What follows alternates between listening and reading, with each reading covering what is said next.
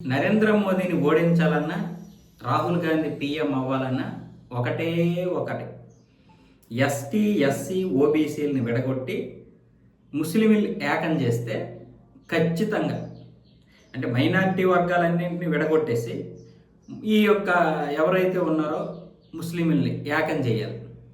అంటే ఇప్పుడు ముస్లింలు కొన్ని విధాలుగా విడిపోయి ఉన్నారంట. వాస్తవానికి వాళ్ళు ఏకంగానే ఉన్నారు, కానీ కొన్ని దగ్గరలో కొన్ని పార్టీలకు సపోర్ట్ చేస్తున్నారు కాబట్టి బీజేపీకి కాకుండా బీజేపీయేతర పార్టీలకు సపోర్ట్ చేస్తున్నారు. వాళ్ళందరినీ మీ వైపుకి తిప్పుకోవాలి, మీరే నెక్స్ట్ పిఎం అయిపోతారు అని రాహుల్ గాంధీకి చెప్తే రాహుల్ గాంధీ అలాగ వింటున్నాడు. నేను ఒక ఇన్స్టాగ్రామ్లో ఇప్పుడే ఒక వీడియో చూశాను. దరిద్రం ఏంటంటే మనం ఆ వీడియోలు చూపించినా వాయిస్ వినిపించినా నాకు కాపీ రైట్ పడితే ఓకే, కానీ స్ట్రైకులు పడుతుంది. ఆ వీడియో మీకు త్వరలోనే వస్తుంది, మీకు చూడండి. అయితే అక్కడ ఒక నాయకుడు, కొంతమంది నాయకులే ఈ సలహాలు చెప్తున్నారు. దానికి రాహుల్ గాంధీ ఇలా వింటున్నాడు, చిన్న పిల్లడు విన్నట్లు వింటున్నాడు. ఇలా వింటున్నాడు ఆయన.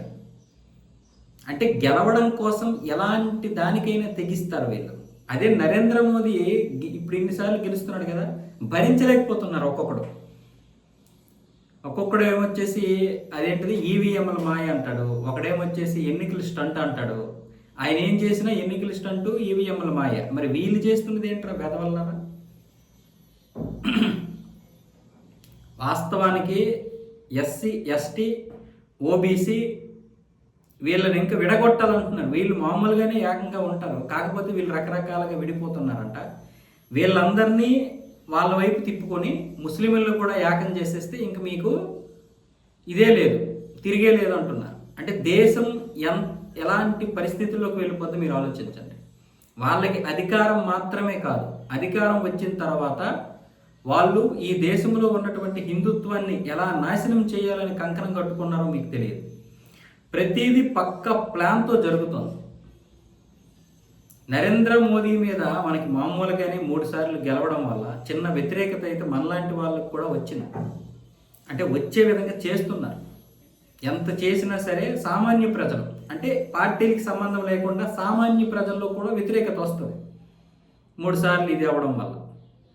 ఆ సహజ వ్యతిరేకత మనం విన్నప్పుడు నిజమేనేమో అనిపిస్తుంటుంది మనకి. కానీ కొంతమంది ప్రాపగాండా ఏంటంటే నరేంద్ర మోదీ మీద కావాలనే ప్రచారం చేస్తారు వ్యతిరేకంగా. మరి ఎందుకంటే రాహుల్ గాంధీ ప్రధాని అవ్వాలి కదా, లేకపోతే వాళ్ళ ఆటలు సాగవు. రాహుల్ గాంధీకి ప్రధాని అవ్వడమే ప్రధాన అంశం.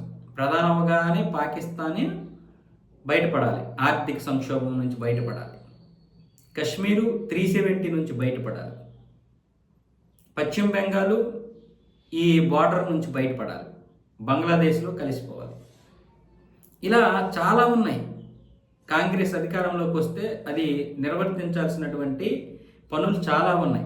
ఇప్పుడు దాని బాధ అదే. ఇంకా ఏవేవైతే ఈ త్రిపుల్ తలాక్ అని ముస్లింల మీద కొంచెం అది ఇది జరుగుతుందో ఆ వ్యతిరేకత అంతా పోయే విధంగా ఇప్పుడు కాంగ్రెస్ మొత్తం కంకణం కట్టుకొని వాటన్నింటినీ తీసేయాలి. ఇక్కడ హిందువులు ఎంత దారుణమైనటువంటి పరిస్థితి ఎదుర్కొంటారో అంత దారుణమైనటువంటి పరిస్థితిని ఎదుర్కొంటారు. రాబోయే ఒకవేళ 5 సంవత్సరాలు కనుక కాంగ్రెస్ వస్తే, మీరు అనుకుంటున్నారేమో నరేంద్ర మోదీ ఒక్కసారి ఓడిపోయితే ఏంటి నష్టం అనే విధంగా.